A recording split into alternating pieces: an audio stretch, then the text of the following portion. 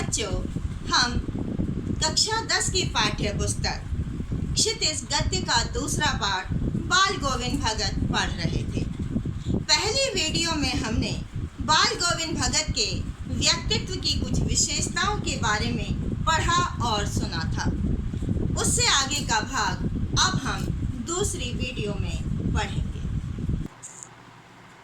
लेखक भादों के महीने की अर्थात अगस्त सितंबर के महीने की अंधेरी आधी रात का वर्णन करते हुए कहते हैं, भादों के महीने में आप जानते हैं कृष्ण जन्माष्टमी आती है, तो कितनी जो है बादलों से भरी हुई वो रातें होती हैं, बारिश होती है।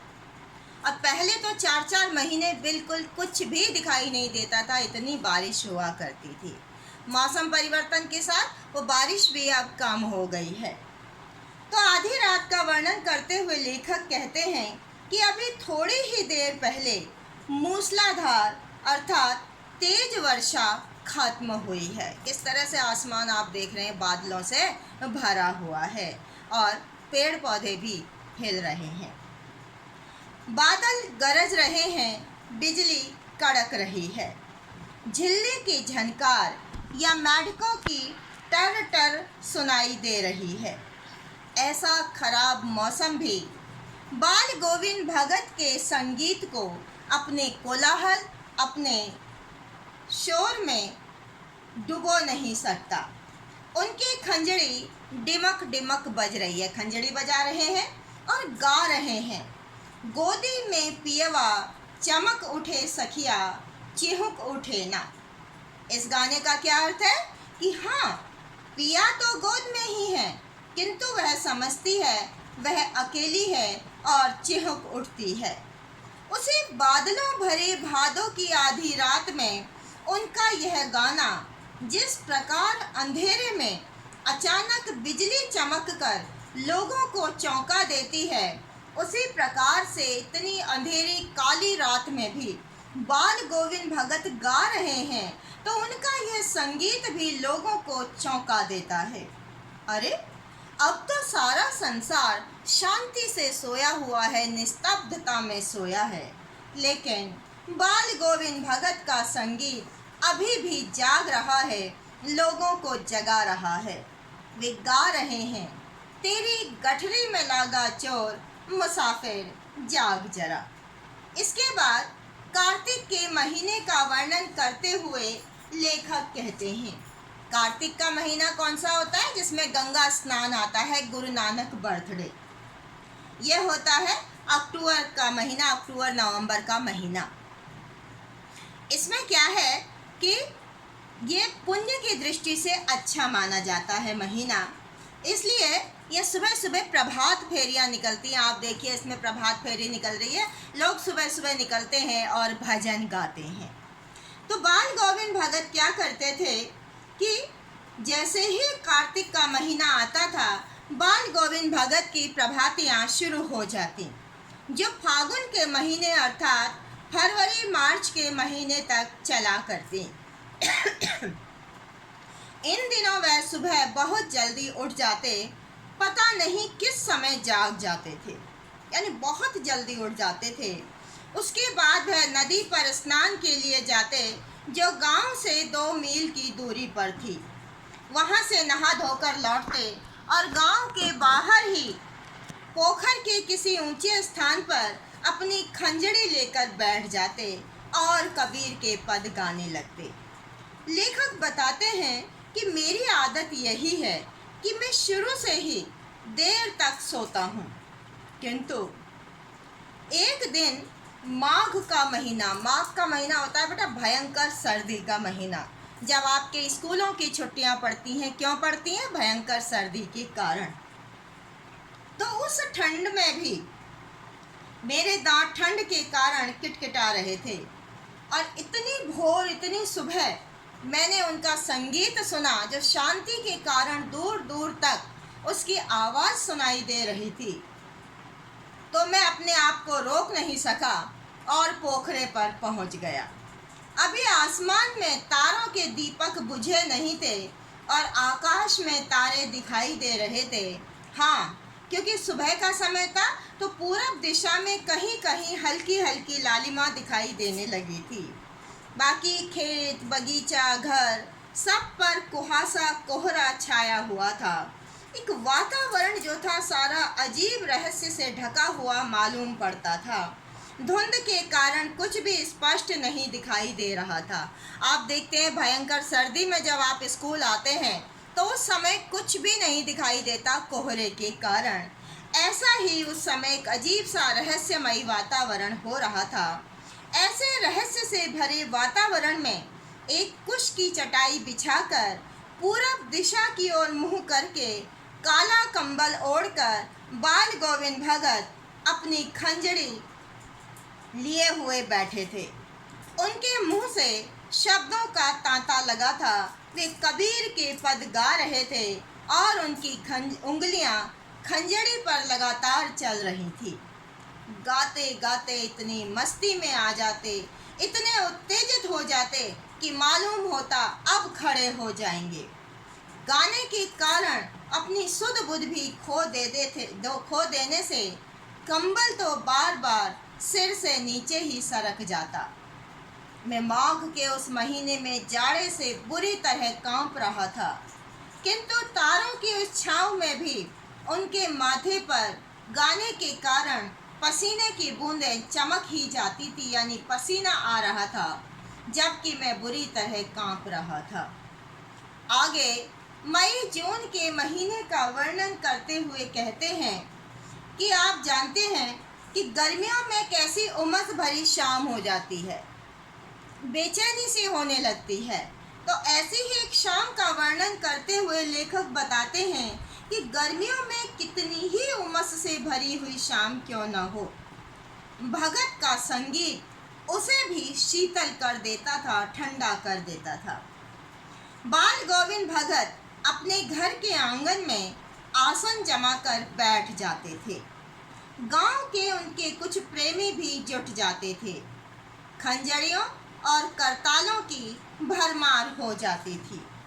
एक पद बाल गोविंद भगत कहते और उनकी प्रेमी मंडली उस पद को 2 बार 3 बार गाती थी।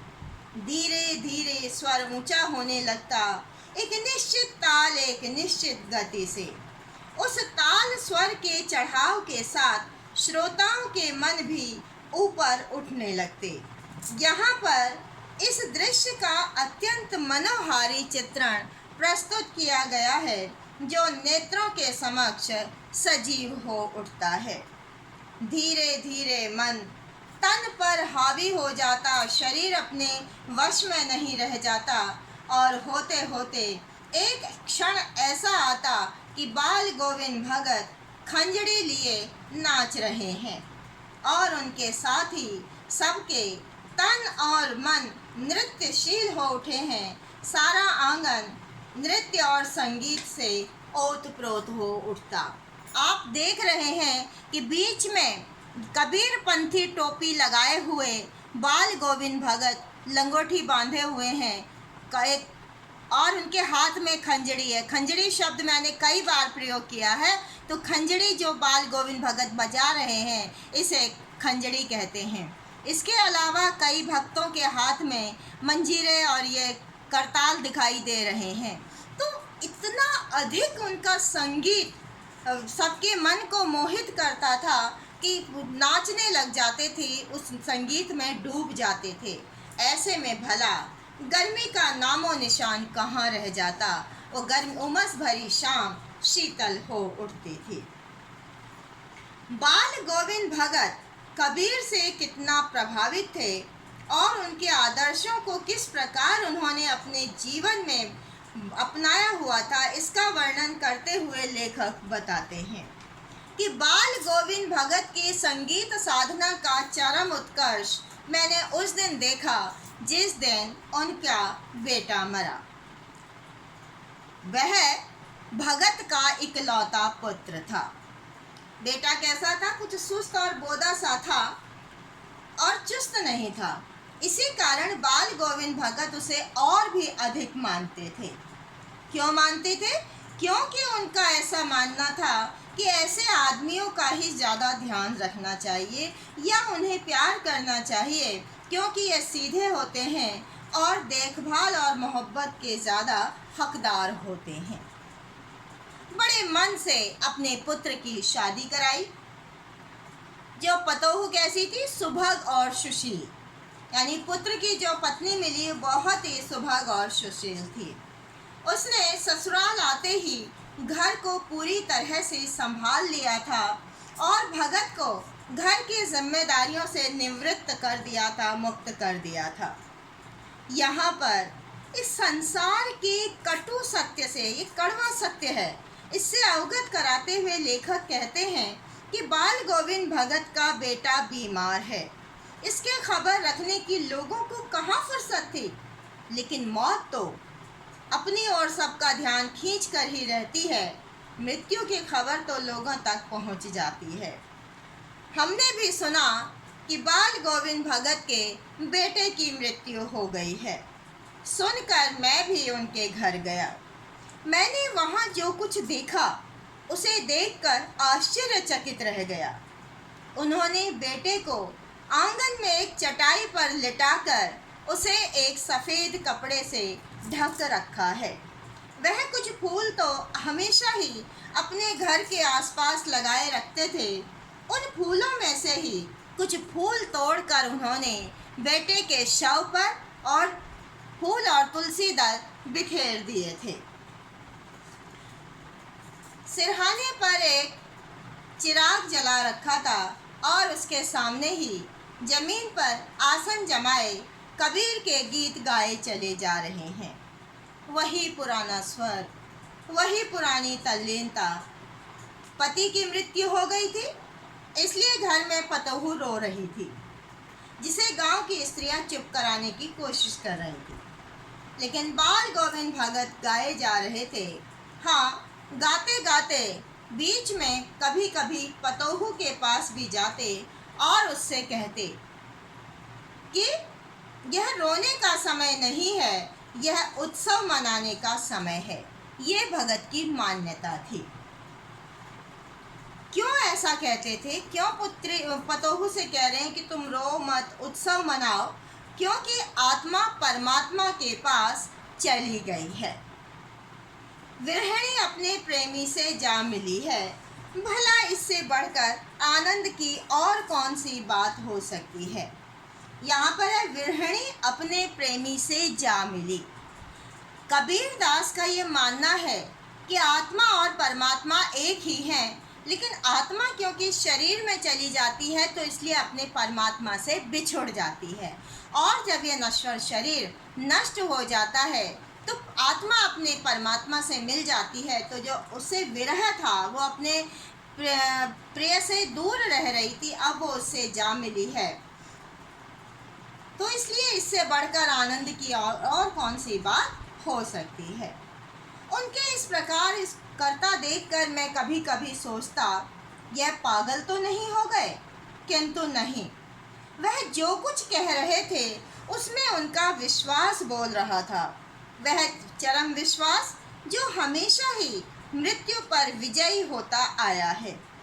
बाल गोविंद भगत कबीर के भक्त थे और कबीर का यह मानना था कि आत्मा और परमात्मा एक ही हैं। मृत्यु के बाद आत्मा इस नश्वर शरीर को त्याग कर परमात्मा के पास चली जाती है। इसलिए मृत्यु पर हमें रोना नहीं चाहिए, क्योंकि अब तो आत्मा का परमात्मा से मिलन हो गया है और यह खुशी की बात है। आगे हमें बाल गोविंद भगत का समाज सुधारक रूप दिखाई देता है। वे रूढ़िवादी सामाजिक मान्यताओं को नहीं मानते थे। रूढ़िवादी सामाजिक मान्यताएं जो समाज को पीछे ले जाती हैं, कमज़ोर करती हैं। बेटे के क्रियाकर्म में भी उन्होंने तोल नहीं किया। उन्होंने अपने पुत्र का क्रियाकर्म स्वयं न करके अपनी पतोहू से करवाया, जबकि ऐसा करना प्रचलित सामाजिक मान्यताओं के विपरीत होता है। किंतु जैसे ही पुत्र के श्राद्ध की अवधि पूरी हो गई, उन्होंने अपनी पतोहू के भाई को बुलाकर उसे आदेश दिया कि इसे अपने घर ले जाओ और इसका दूसरा विवाह कर देना। तो पतोहू का दूसरा विवाह करवाने के लिए उन्होंने उसके भाई से कहा। क्यों कहा? क्योंकि इसकी आयु अभी बहुत कम है। लेकिन भगत की पुत्र वधू उन्हें अकेले नहीं छोड़ना चाहती थी। वह रो रो कर कह रही थी कि यदि मैं चली जाऊंगी तो बुढ़ापे में कौन आपके लिए भोजन बनाएगा? यदि कभी आप बीमार पड़ गए तो यहाँ एक चुल्लू पानी देने वाला भी कोई नहीं है, तो कौन आपको पानी देगा? मैं पैर पड़ती हूँ, मुझे अपने चरणों से अलग मत कीजिए। लेकिन भगत का निर्णय अटल था। उन्होंने अपनी पतोहू से कहा, तू अपने भाई के साथ चली जा। अगर नहीं गई तो मैं ही इस घर को छोड़कर चल दूंगा। यह थी उनकी आखिरी दलील, और इस दलील के आगे उस बेचारी पतोहू की क्या चलती। बाल गोविंद भगत की मौत भी उन्हीं के अनुरूप हुई। जैसा वे चाहते थे वैसे ही हुई। बाल गोविंद भगत का यह नियम था कि वह हर वर्ष गंगा स्नान के लिए जाते थे। इसका कारण यह नहीं था कि उनकी आस्था गंगा स्नान पर है। गंगा स्नान पर कम, संत समागम और लोक दर्शन पर आस्था अधिक थी। संतों का साथ मिलता था गंगा स्नान जाकर, इसलिए उन संतों का साथ मिलने का लोभ नहीं छोड़ पाते थे। गंगा जी पैदल ही जाया करते थे। गंगा जी उनके घर से लगभग 30 कोस की दूरी पर थी। उनका यह मानना था कि साधु को किसी से आश्रय नहीं लेना चाहिए, और वो साधु थे नहीं। गृहस्थ किसी से भिक्षा क्यों मांगे? वो गृहस्थ थे, इसलिए घर से ही खाना खाकर चलते, तो फिर घर पर ही लौटकर खाना खाते। रास्ते भर खंजड़ी बजाते गाते थे।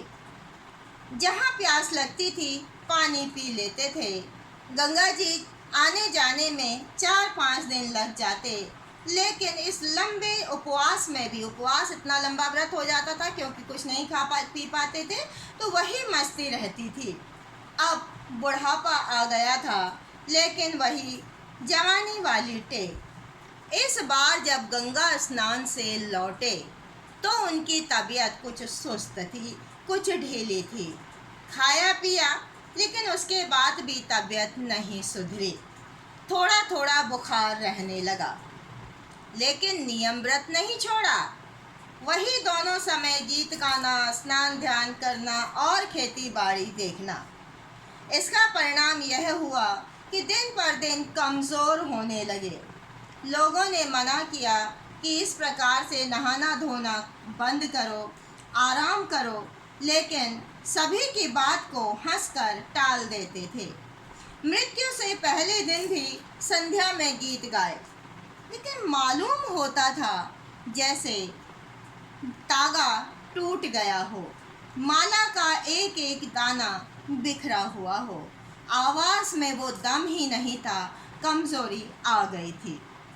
अगले दिन जब सुबह हुई, भोर हुई, तो लोगों ने बाल गोविंद भगत का संगीत नहीं सुना, गीत नहीं सुना, तो उन्हें आश्चर्य हुआ, भय भी हुआ, क्योंकि उनकी तबीयत ठीक नहीं चल रही थी।